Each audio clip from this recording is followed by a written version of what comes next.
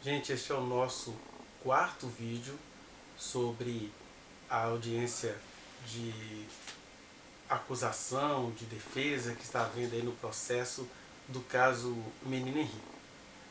E essa é a terceira testemunha, na verdade, a primeira testemunha favorável ao Jairinho, que é um ex-vereador e membro do Tribunal de Contas do Rio de Janeiro.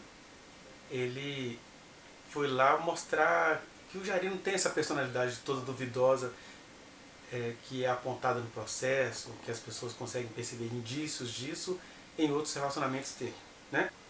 Aqui eu tenho dito que a nossa função aqui é comprovar a injustiça que tem sido cometida contra a mulher que está envolvida neste caso, que é a mãe do menino. Mas é claro que, mesmo a gente pensando um pouco sobre o que a testemunha de defesa do Jairo vai dizer, a acusação tem as suas perguntas para tentar incriminar a mãe, a professora Monique. O promotor tem perguntas para tentar incriminar a professora Monique. E até outras mulheres, advogadas de acusação, vão tentar incriminar essa mulher. E é isso que chama a minha atenção e é sobre isso que nós vamos falar agora.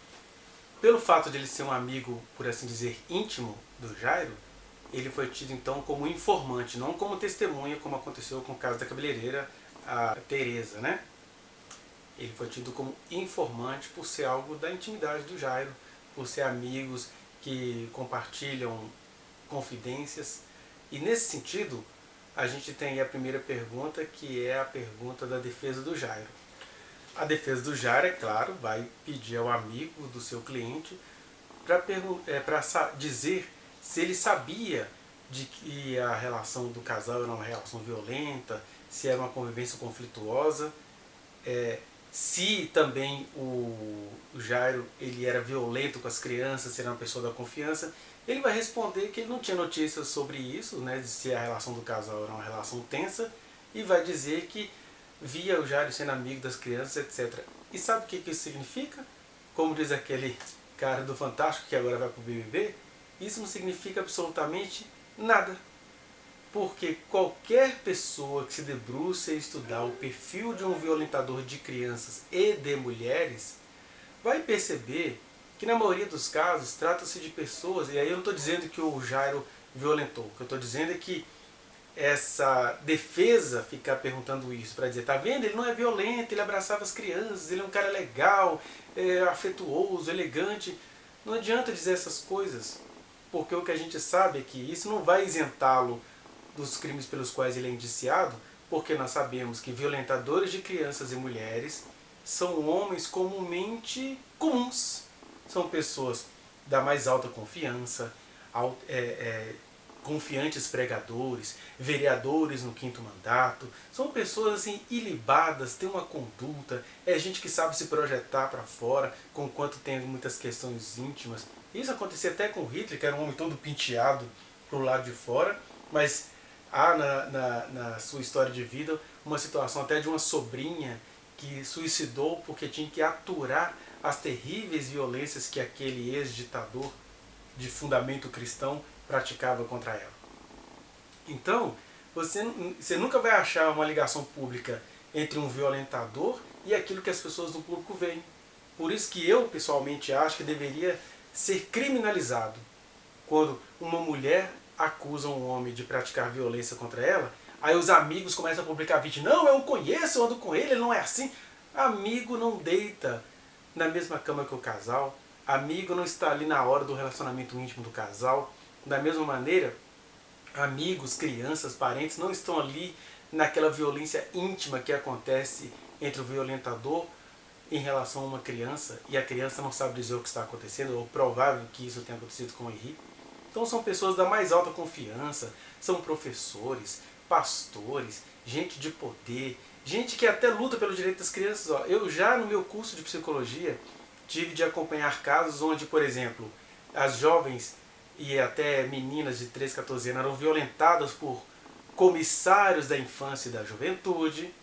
Daí eu não estranhar quando se diz, mas o Jairo trabalhava pelo direito das crianças lá na Câmara dos Vereadores. Isso não significa nada, Por isso que a gente precisa dar voz a quem é oprimido. No caso aí, a criança que acabou sendo assassinada e a mulher, sua mãe.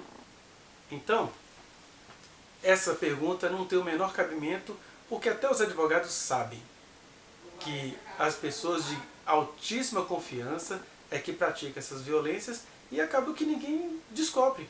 Eu conheço situações onde o cara era bonzinho, ele gozava da confiança de todos os pais das crianças e adolescentes lá da igreja, de onde ele congregava, e aí ele botava os meninos e meninas todas para ficarem nus e se pegarem, e ele tinha um relacionamento de ficar pegando em todo mundo, só que como aquilo ali era uma coisa coletiva, ninguém suspeitava. Até hoje os pais acham que esse cara era da alta confiança, e eu vou recebendo as pessoas que foram abusadas por ele, e hoje pessoas adultas, então não tem nem como denunciar essa figura.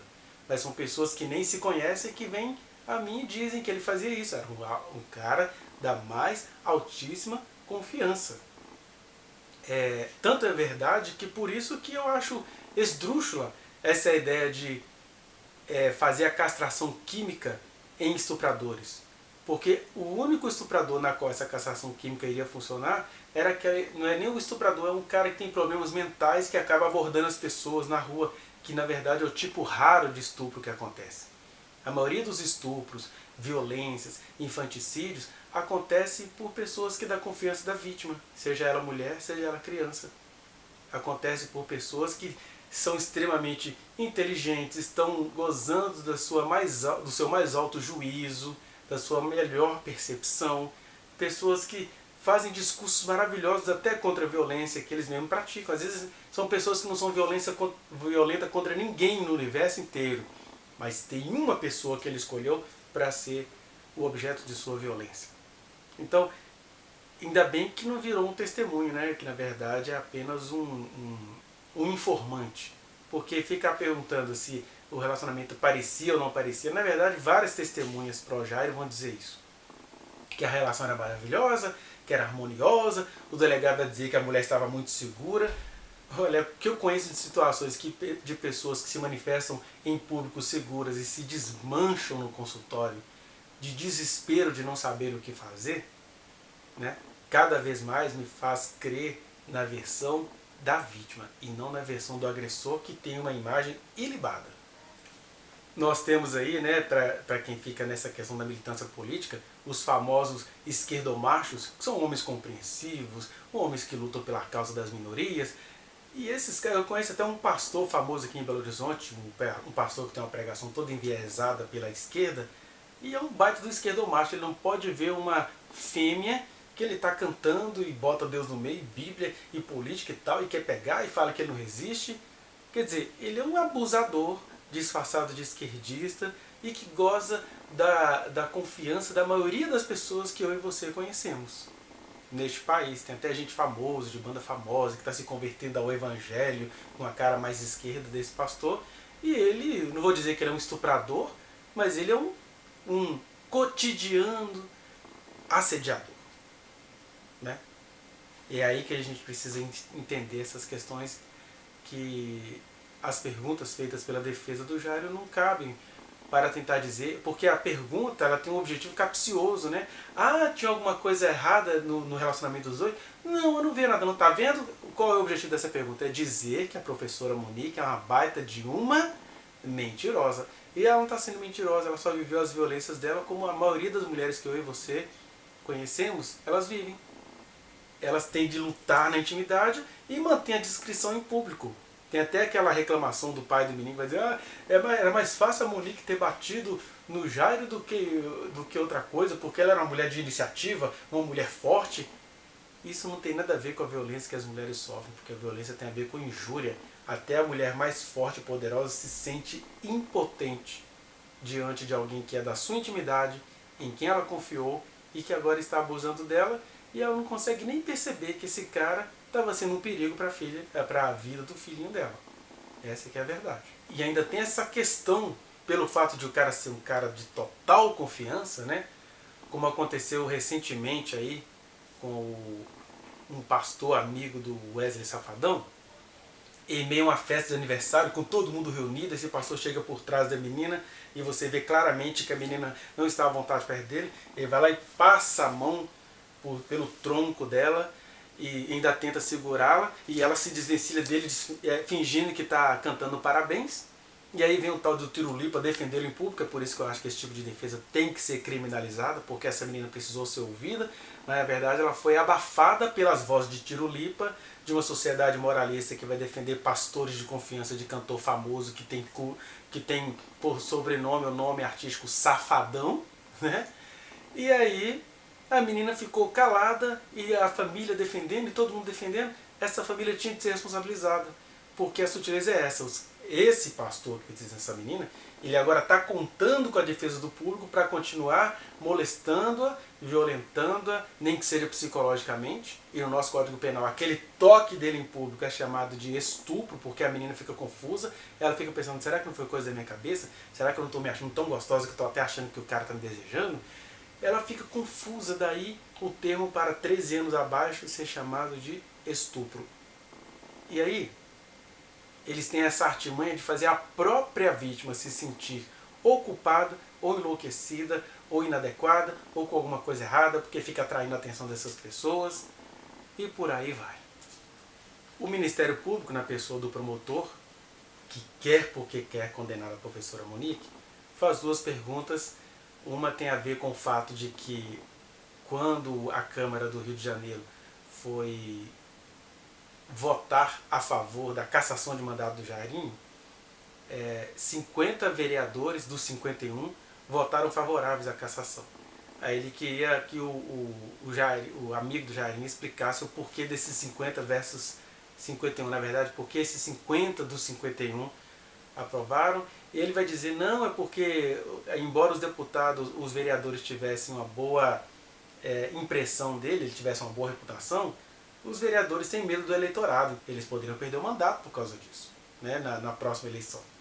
Aí ele parte para aquela outra questão de perguntar ao colega do Jairinho se ele ficou sabendo, se ele teve notícia de como o Jairo tratava as crianças, as filhas e filhos de suas ex-namoradas. E nós temos aí indícios, né? Algumas mães se sentiram à vontade para dizer o que ele fazia, etc. Aí ele vai dizer, olha, mesmo que essas notícias se confirmem judicialmente, que essas investigações se confirmem, eu vou continuar pensando que o Jairo não faria esse tipo de coisa.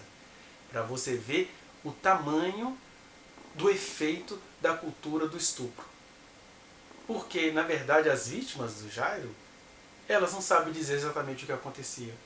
Mesmo que os laudos mostrem o que aconteceu e as mães confirmem. Quer dizer, você tem aí a sociedade duvidando da palavra das mulheres, da palavra das crianças sobreviventes, e agora uma sociedade pronta a condenar uma mulher que de fato não cometeu crime e nem entregou o filho ao crime, conforme eu tenho dito em vídeos anteriores. Aliás, vou deixar aqui o link do vídeo anterior a este, para você ir acompanhando, para a gente não ficar repetindo informações.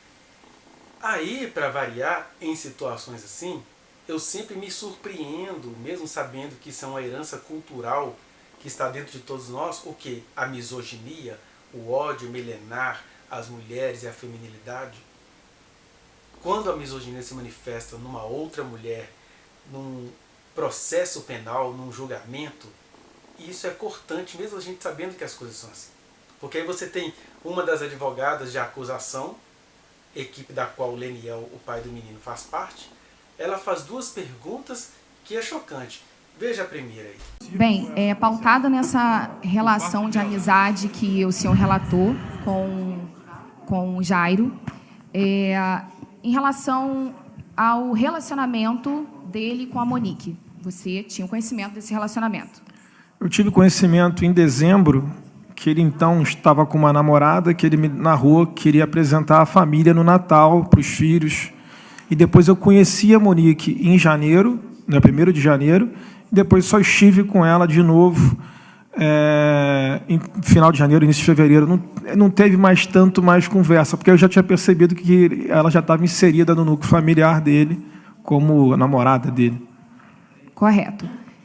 Houve algum relato nessa relação de amizade de que o relacionamento era ruim, conturbado? Houve algum comentário nesse sentido? Não, pelo contrário, achava que estava indo muito bem. Muito bem. Viu que coisa mais impressionante e, na verdade, até capciosa? Porque é uma mulher tentando arrancar de um informante uma informação que ela já sabe ser falsa. Porque ele vai dizer, o amigo do Jairinho, ele vai dizer que ele viu a Monique no máximo 2 vezes. E ela quer que dessas 2 vezes ele diga para ela se ele ficou sabendo, se o Jairo contava para ele, se ele praticava alguma violência contra a Monique, se ele viu um relacionamento conturbado. Olha, como que um cara que viu uma mulher por 2 vezes... Ah, mas ele era confidente do Jairo. Mas ser confidente do Jairo, os amigos não contam para os outros amigos as violências que eles praticam contra as mulheres por um simples fator. Tanto os homens quanto até as mulheres violentadas não conseguem entender, não consegue aceitar que ali se esteja praticando uma violência. Ele acha que ele está sendo amoroso, que ele está sendo líder na casa. Outro dia eu estava assistindo aí um trecho de um congresso de mulheres diante do trono, lotadíssimo aqui em Belo Horizonte. Esse foi, acho que de 2013, onde a pastora Ana Paula Valadão diz o que para as mulheres? Que o marido na casa ele tem uma função tríplice. Ele é rei, profeta e sacerdote. Ainda que esse reizinho, profeteco e sacerdoteco esteja cometendo violência contra a mulher. Então, o cara comete violência contra a mulher, contra a criança, contra animais, contra a natureza. Parece o pessoal da Presidência da República. Eles cometem essas violências e não acham que as cometem. Nem eles e nem os seus amigos. Aí uma advogada mulher que deveria estudar essas complexidades da humanidade e das sociedades humanas, quer pegar isso para usar contra uma mulher, fazendo dela a sua rival, né? Eu até pergunto assim, o que a Monique Medeiros fez contra ela para ela ter de ficar catucando e catando situações contra ela, contra a professora Monique? Porque é isso, fica até patético o contexto da pergunta. Um cara que vê uma mulher 2 vezes ter de dizer para a equipe de defesa, na pessoa de uma mulher, que esse relacionamento não era abusivo porque eu nunca tive notícias disso. Como se os amigos contassem isso, né? Na verdade, a gente perde os amigos quando a gente aponta ao cara, isso aí que você está fazendo com sua mulher não está legal, não. Eu vou te denunciar. Que é isso, cara? Você vai fazer isso com seu amigo? Sou tão seu amigo que eu vou te denunciar. A gente precisa aprender a dizer esse tipo de coisa, né? Sou tão seu filho que eu não concordo com o crime nem do meu pai. Sou tão seu pai que eu não concordo com o crime do filho. Né? Deve ficar igual o senhor Jairo, que a gente vai ver nos próximos vídeos, que acha que tem que defender o filho ainda que ele tenha cometido uma coisa hedionda, de jeito nenhum. Veja aí a segunda pergunta capciosa da advogada de acusação. O seu contato com Henri foi, então, em apenas uma oportunidade? Uma única oportunidade. Em que ele estava, só para confirmar, quem eram as pessoas que estavam na casa naquele dia? Que eu me recordo, não sei se tinha mais alguém trabalhando na casa, mas o que eu me recordo é a Monique por um momento, porque ela precisou se ausentar para ir, acho que à padaria, eu não posso afirmar, o lanchonete. Estava também o Henri e estava também, acho que a mãe da Monique, pelo que eu me recordo ele me falando que, olha, essa é a mãe da Monique, foi mais ou menos assim. E o Jairo. Uma relação familiar. Total. Perfeito. Olha isso, gente, olha que absurdo. A mulher quer saber, na verdade ela induz o colega de Jairinho a dizer quem estava presente no encontro que tinha lá. Ele vai dizer quem estava presente: a mãe da professora Monique, a professora Monique, o pequeno Henri, o Jairo, e aí ela pega e, tá vendo? Isso é uma relação familiar normal. Tá, e daí? O que isso tem a ver com o que ela está tentando insinuar? As violências nesse país contra mulheres e crianças acontecem exatamente numa relação familiar normal. Foi por isso que eu vinha dizendo, acho que eu não completei, que eu sou contra a castração química para essas violências, para esses abusos, porque eles acontecem em relacionamento familiar normal, cotidiano, onde todo mundo está vendo ali, está tudo ali perto, está tão na cara que as pessoas não conseguem enxergar, né? Porque o que acontece? Quando um cara desse vai ser castrado quimicamente, ele vai usar de outros instrumentos para se vingar da sexualidade ou da libido que lhe foi retirada. Até porque estupro quase nunca tem a ver com libido. Estupro tem a ver com sede de poder, com violência, com você olhar para um ser como uma mulher, como alguém inferior e você se acha no dever de assassiná-la emocionalmente e, se ela te denunciar, assassiná-la fisicamente.